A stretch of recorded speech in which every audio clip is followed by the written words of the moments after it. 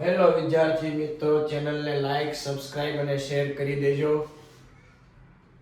Chapter number 8 ત્રિકોણમિતિનો પરિચય સ્વાધ્યાય 8.1 આપણે પૂરું કર્યું. હવે સ્વાધ્યાય 8.2 પ્રશ્ન નંબર 1 દાખલા નંબર 1 જે આપણે આગળના લેક્ચરમાં ત્રિકોણમિતિનું ખૂણાઓના માપ સાથેનું જે કોષ્ટક જોયું હતું એના પ્રમાણે ગણવાનું છે.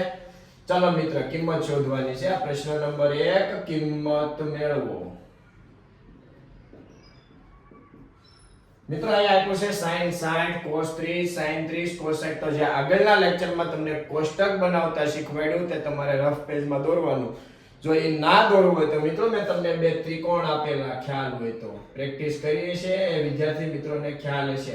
અહીંયા આપણે 60 નો ખૂણો લખીશું, અહીંયા આપણે 30 નો ખૂણો લખીશું. પાયથાગોરસ પ્રમેય પ્રમાણે 1 2 √3 આ પ્રમાણે ત્રિકોણ આપેલો. એક બીજો ત્રિકોણ આપેલો મિત્રો, બંને ખૂણા આપણે 45 ના દોરીશું. બંને બાજુ એક એક અને કર્ણને આપીશું આપણે √2. આ બે ત્રિકોણ જો મિત્રો તમે આવા જ્યારે દાખલા પૂછાય અને તમે ગણતરી કરતા હો, જો તમારે આસાનીથી આની ગણતરી કરવી હોય સરળતાથી, તો આ બે ત્રિકોણ તમે રફ પેજમાં દોરી દો અને તમને ખ્યાલ હોય શાક પાક સાપા કસા કપા પાસા, તો આવા દાખલા તમે આસાનીથી મેળવી શકો. ચાલો મિત્રો જોઈએ આપણે sin 60. આ બંને ત્રિકોણની અંદર 60 ના ખૂણાથી જોવાનું. ખ્યાલ છે મિત્રો, sin એટલે શાક.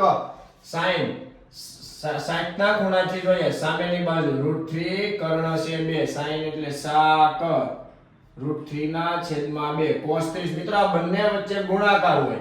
cos 30 ના ખૂણાથી જોવાનું પાક 30 ની પાસેની બાજુ √3 કર્ણ છે 2 એટલે √3 ના છેદમાં 2 વત્તા sin 30. હવે મિત્રો 30 ના ખૂણાથી જોવાનું શાક 1 ના છેદમાં 2 cos 60.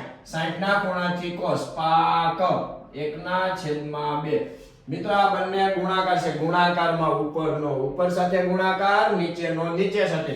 √3 ગુણ્યા 3 તે જ સંખ્યાનો તે જ સંખ્યા સાથે વર્ગમૂળમાં ગુણાકાર કરો મિત્રો, એટલે તે સંખ્યા પોતે 2 ગુણ્યા 2 4 વત્તા 1 એકા 1 2 ગુણ્યા 2 એટલે 4. મિત્રો સરવાળાની અંદર છેદ સરખો છે એટલે એકવાર ઉપર સરવાળો 3 વત્તા 1 એટલે 4. મિત્રો 4 4 ને કટ કરીએ 4 એકા 4. મિત્રો જવાબ આવી ગયો 1. દાખલા નંબર 2 ગણીએ મિત્રો. આ 2 tan સ્ક્વેર 45. મિત્રો આમાં 45 માં આ પણ ખૂણો લઈ શકો, આ પણ કોઈ પણ 45 થી તમે જોઈ શકો. tan સાપા. ચાલો મિત્રો નીચેથી જોઈએ સાપા. અહીંયાથી જો સાપા એટલે 1 ના છેદમાં 1 એનો મિત્રો વર્ગ આપ્યો છે પ્લસ cos 30. 30 ના ખૂણાથી cos. cos એટલે પાક પાસેની બાજુ છેદમાં કર્ણ. જો અહીંયા પણ આપણે દાખલા નંબર 1 માં જોયું તો √3/2 એનો વર્ગ માઈનસ.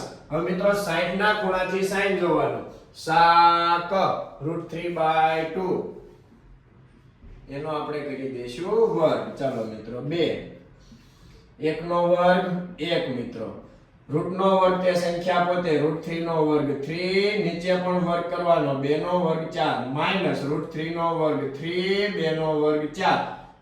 મિત્રો 2 એકા 2. જો મિત્રો અહીંયા પ્લસ √3/4 અને માઈનસ √3/4 ને આપણે કેન્સલ કરીએ તો આપણને જવાબ મળી ગયો 2. મિત્રો જો આટલા ઈઝી દાખલા આપણે ગણવા હોય તો તમારે પણ આને પ્રેક્ટિસ કરવી પડશે. જેટલું જોવામાં સરળ લાગે છે, તમે મિત્રો એકવાર પ્રેક્ટિસ કરશો તો આ દાખલા તમને જરૂર આવડી જશે. મિત્રો માય એજ્યુકેશન YouTube ચેનલને સબસ્ક્રાઇબ, લાઈક અને શેર જરૂરથી કરજો.